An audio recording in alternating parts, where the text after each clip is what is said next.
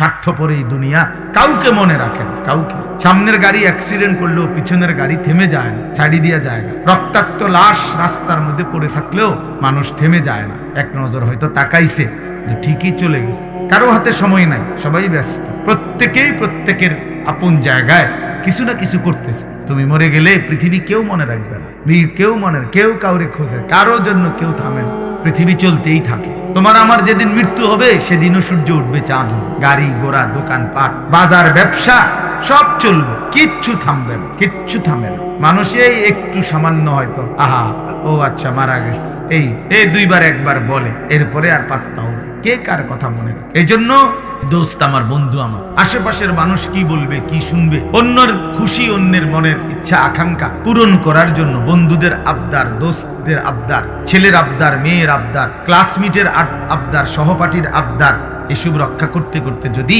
নিজের কবর, নিজের আখেরাত বরবাদ করে ফেলি, আল্লাহর কসম এটা বুদ্ধিমানের কাছে হবে, এটা ইনসাফ হবে না ভাইয়া। তোমার মৃত্যুর সাথে বন্ধুরার মৃত্যু হবে না, তোমার অ্যাক্সিডেন্টে বন্ধুদের অ্যাক্সিডেন্ট হবে না। এই জন্য আমি প্রত্যেকের কাছে অনুরোধ করলাম, যে বুঝলো, আমরা অসুবিধা নাই, আমাদের মাকসাদ বলে যাও, দিবানিশি আমরা বলতেছি, বলার চেষ্টা করতেছি, বুঝাইবার চেষ্টা করতেছি, এর মধ্যে দিয়েই আল্লাহর ফয়সালা যা তাই। ফামিনহুম শাকিয়্যুন ওয়া সাঈদ। আল্লাহ বলছে মানুষের এই দুই অংশই হবে, কেউ হবে সৌভাগ্যবান, কেউ হবে দুর্ভাগা। ফয়সালা আসমান, আমাদের দায়িত্ব শুধু বলে যাও, ইন আলাইকা ইল্লাল বালাগ। আমাদের প্রিয় নবী সাল্লাল্লাহু আলাইহি ওয়াসাল্লামকে আল্লাহ তাআলা বলছেন, আপনার দায়িত্ব শুধুই কেবল পূর্ণভাবে পৌঁছিয়ে দাও, পূর্ণ পৌঁছিয়ে দেওয়া দায়িত্ব। ওমা আলাইনা ইল্লাল বালাগ। নবীরা বলতেন, হে আমার জাতি, এর চাইতে বেশি আর কোনো ক্ষমতা আমাদের নাই, বরং আমাদের সবটুকু ক্ষমতা হলো যে আমরা তোমাদের কাছে আল্লাহর বাণী শতভাগ পৌঁছিয়ে দিলাম। ইল্লাল বালাগ, পৌঁছিয়ে দিলাম। ইন উরিদু ইল্লাল ইসলাহা মাসতাতাতু ওয়া মা তাওফীকি ইল্লা বিল্লাহ। আল্লাহ বলেন, নবীরা বলতেন, হে আমার জাতি, বানিশি তোমাদেরকে আল্লাহর দিকে ডেকে, উদ্দেশ্য কেবল একটাই, সাধ্যের সবটুকু দিয়ে তোমাদের সংশোধন, তোমাদের কবর সুন্দর হোক, আখিরাত সুন্দর হোক, পরকাল সুন্দর হোক, তোমরা জাহান্নাম থেকে বেঁচে যাও, তোমরা জান্নাতের অধিকারী হও, এই মাকসাদ, আর কিছুই না। তবে ওয়ামা তাওফীকি ইল্লা বিল্লাহ, তবে হ্যাঁ, আমার যোগ্যতায় কিছুই হবে না, যা হবে তো সে তো আল্লাহ তাআলার তৌফিকে হবে। কার তৌফিকে হবে? আল্লাহ তাআলার তৌফিকে। কারো কোনো যোগ্যতা নেই, কারো কোনো ক্ষমতা নাই, ক্ষমতা শুধুই আল্লাহ। আন্নাল কুওয়াতা লিল্লাহি জামিআ। সব ক্ষমতা মূলত কার? আল্লাহ। কোরআন শরীফে আছে, ওয়া ইনয়ামসাসকাল্লাহু বিদুররিন ফালা কাশিফা লাহু ইল্লা হু। আল্লাহ বলেন, আল্লাহ যদি কাউকে মুসিবতে ফেলতে চান, তাহলে সেই মুসিবত দূর করে, সরিয়ে দেওয়া, দূরকারী আল্লাহ ছাড়া আর কেউ না। ওয়া ইন ইউরিদকা বিখাইরিন ফালা রাদ্দা লিফাদলিহি। আর আল্লাহ যদি কাউকে কল্যাণ করতে চান, তো সেই কল্যাণ ঠেকায় দিবে, এমনও কারো সাধ্য না। ইউসিবু বিহি মান ইয়াশাউ মিন ইবাদিহি। আল্লাহই যাকে ইচ্ছে করেন তার বান্দাদের মধ্য থেকে কল্যাণ পৌঁছিয়ে থাকেন। এই জন্য বাপ, সব মালিকের হাতে। তোমরা যাদের কপালে এক ওয়াক্ত নামাজ জোটে না, প্রিয় বন্ধু, মনে রাখো, এটা তোমার মালিকের ফয়সালা, তোমার মালিক তোমার উপরে নারাজ। এজন্য আল্লাহর লানতের কারণে তুমি একটা সেজদা দিতে পারো, ভাত খাইতে পারো, ঘুম যাইতে পারো, পেশাব পায়খানা করতে পারো, দুনিয়াবি চাহিদা পূরণ করতে পারো। দোস্ত আমার, এটা তো কুত্তারও পূরণ হয়, কুত্তাও তো খায়, কুত্তাও তো ঘুমায়। কাজে এটা খুব আহামরি কিছু না।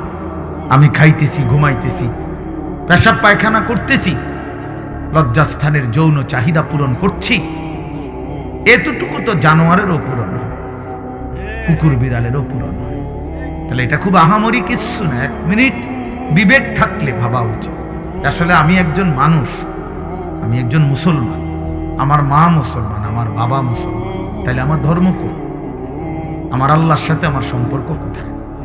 আমার রাসূলের সাথে আমার সম্পর্ক কোথায়? আমার কিতাব কোরআনের সাথে আমার সম্পর্ক কোথায়? আমার ধর্ম ইসলামের সাথে আমার সম্পর্ক কোথায়?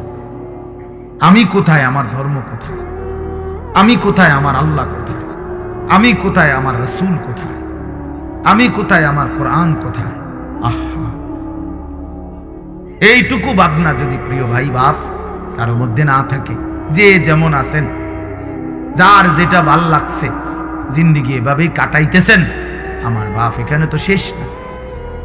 কোরআনুল কারীমের মধ্যে আল্লাহ তাআলা স্পষ্ট বলছেন, ইন হিয়া ইল্লা হায়াতুনা দুনিয়া নামুতু ওয়া নাহইয়া ওমা নাহনু বিমাবউসিন।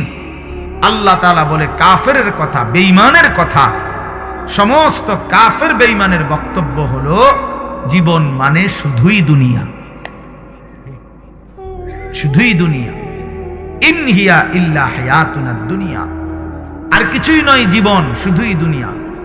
দুনিয়া খাইয়া পয়রা ভালো আছে, জিফুত লইয়া বাত মাছ নিয়া গদ দুয়ার বাজার ব্যবসা করে ভালো আছে, এই তার মানে তো দুনিয়া, তার মানে দুনিয়া ভালো আছে। তো আল্লাহ তাআলা কসম, কোরআন শরীফ এটা বলছে, এটা তো কাফেরের কথা, এ তো মুশরিকের কথা, বেঈমানের কথা, এ তো মূর্তি পূজকের কথা হইতে পারে, মুমিনের কথা হইতে পারে। মুমিনের এটা কোনো বিষয়ই না, ইমানদারের এটা কোনো বিষয়ই না। খাইয়া পয়রা ভালো আছেন না দুঃখে আছেন, এটা কোনো বিষয়।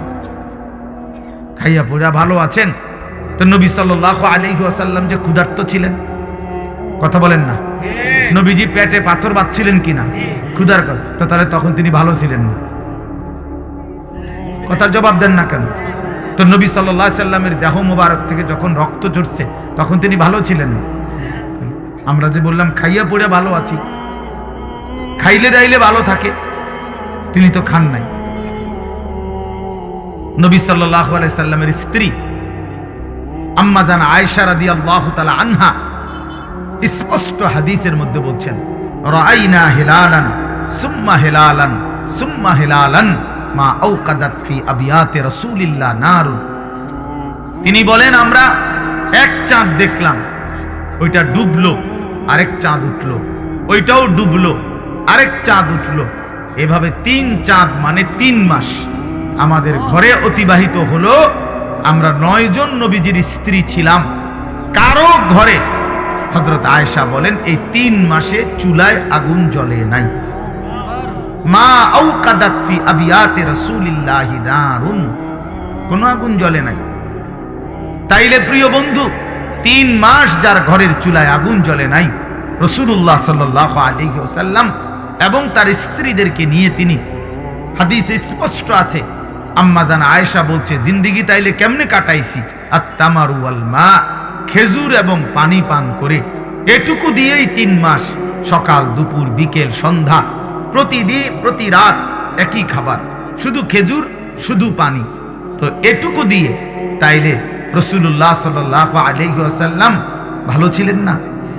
সাহাবায়ে কেরাম ভালো ছিলেন না? নবীজির বিবিরা ভালো ছিলেন না? তো আপনি কেমনে হিসাব মিলাইলেন?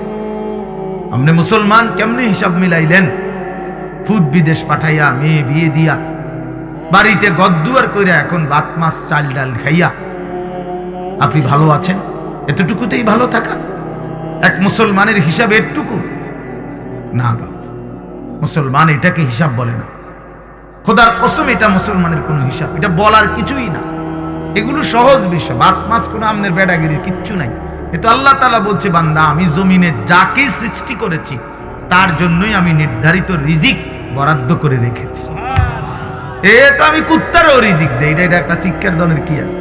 এ তো সাপ বিচ্ছু শুকর জন্তু জানোয়ার কীট পতঙ্গ, আফ্রিকার জঙ্গলের প্রাণী, আটলান্টিক মহাসাগরের তলদেশের প্রাণী, হিমালয় পর্বতের চূড়ার প্রাণী, সকলকেই আমি রিজিক দিচ্ছি।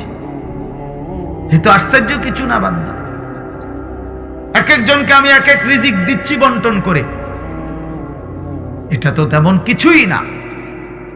যৌন চাহিদা পূরণ তো সবার হচ্ছে ছেলেরা, তুমি রাত দিন মোবাইলে তোমার শাহওয়াত পূরণ করো, তোমার মনের অবৈধ লিপ্সা, নারী ছবি দেখে, উলঙ্গ দৃশ্য দেখে মনে করছো না রে ভাইয়া, এ তো জানোয়ারেরও পূরণ হয়, কুকুরেরও তো বাচ্চা হয়, কুত্তারও তো ছাও হয়, কুত্তারও তো বাচ্চা হয়, সেও তো যৌন চাহিদা পূরণ করে। তাহলে এটুকুই জীবন, শুধু এতটুকুই জীবন আমাদের। একটা রাত পুরাপুরি কেটে গেল মোবাইল দেখতে দেখতে, একটা দিন পুরা কাইটা গেল মোবাইল দেখতে দেখতে, 8 ঘন্টা জীবন থেকে চলে গেল বন্ধুদের সাথে গল্প করতে করতে। এটা মুসলমান? এটা মুমিন? তোমার কোনো মা নাই, তোমার কোনো বাপ নাই, তোমার কোনো আখিরাত নাই, কেউ তোমারে বানায় নাই, তোমাকে কোথাও ফিরতে হবে না, হাসরের ময়দানে দাঁড়াইতে হবে না, আলা ইয়াযুন্নু উলাইকা আন্নাহুম মাবউসুন। আল্লাহ কোরআনে বলছে, হে নাফরমান, তোমরা কি ভাবতেছো না যে তোমরা হাসরের ময়দানে দাঁড়াইতে হবে? কোরআন শরীফের আয়াত। আলা ইয়াযুন্নু, আরে কি হলো বান্দা, কতক্ষণ হলো, কতদিন হলো নামাজ পড়ো না? কতদিন হলো, কতদিন হলো নামাজ পড়ো না? আল্লাহ তাআলা জানতে চাইছে, আলা ইয়াযুন্নু উলাইকা আন্নাহুম মাবউসুন। আমার বান্দা কি হলো তোমার? তুমি কি হাসরের ময়দানে উঠবা না? কেমনে দাঁড়াইবা তখন? ফাকাইফা তাত্তাকুনা ইন কাফারতুম ইয়াওমান ইয়াজআলুল বিলদানা শিবা। আল্লাহ বলে, বান্দা এই যে দিন রাত আমার নাফরমানি করছো, সেদিন হাসরের ময়দানে তুমি কেমনে বাঁচবা? যেই দিনের একদিনে হাসরের মাঠে দুঃখ যন্ত্রণা পেরেশানিতে, খোদার কসম আল্লাহ বলে, একদিনেই হাসরের মাঠে যন্ত্রণা আর আযাবে আর অস্থিরতায় কোলের বাচ্চা বুড়া হয়ে যাবে। একদিনে। আজকে ওই এখন আমি যখন এখানে আসতেছিলাম, আমার ঢাকার এক পরিচিত মানুষ, উনি বলতেছে যে হুজুর আমি উনি হজ উমরায় লোক নেয়, তো কইতেছে এ হাজী সাহেব গো, এই কথাবার্তার ফেসালি শুনতে শুনতে মনে হয় যে এক মাসে বুড়ো হয়ে গেছে। এটা দিবনি, এমনি হয়েছি নি, হেমনি হয়েছি নি, কথাটা বুঝছেন? তাহলে মানুষ কিন্তু এই কথাটা বলে কথার প্রসঙ্গে যে ভাই আমি যে আজ 6টা মাস এমন মুসিবত গেছে ভাই আমার উপর দিয়া, অর্ধেক চুল ফাইকা গেছে, বলে না এমন মানুষ কথা? তাহলে বুঝা গেল পেরেশানি মানুষের চুল পাকায়, অস্থিরতা। তো মহান আল্লাহ পাক রব্বুল আলামিন বলেন, একদিনেই বান্দা মাঠে কোলের বাচ্চা বুড়া হয়ে যাবে। কি ভয়ানক আযাব হবে! তুমি এটা কি মনে করছো বান্দা? দোস্ত আমার, বন্ধুরা আমার, ছেলেরা আমার, নিজের এভাবে নষ্ট করে দিও না। শেষ পর্যন্ত তুমি একাই, বন্ধুরাও থাকবে না, সাথীরাও থাকবে না। প্রিয় বন্ধু, তুমি একাই। তোমার কবর শুধুই তোমার, তোমার আখিরাত শুধুই তোমার, তোমার আমল নামা শুধুই তোমার, তোমার হিসাব তোমার, তোমার মিজানের পাল্লায় তোমারই ওজন হবে। একাকী প্রত্যেকটা ঘাটে একাকী নিজেকেই সামনে যেতে হবে। চোখ বন্ধ হলে এরপরের আর কোনো ঘাটিতে কেউ মিলবে না।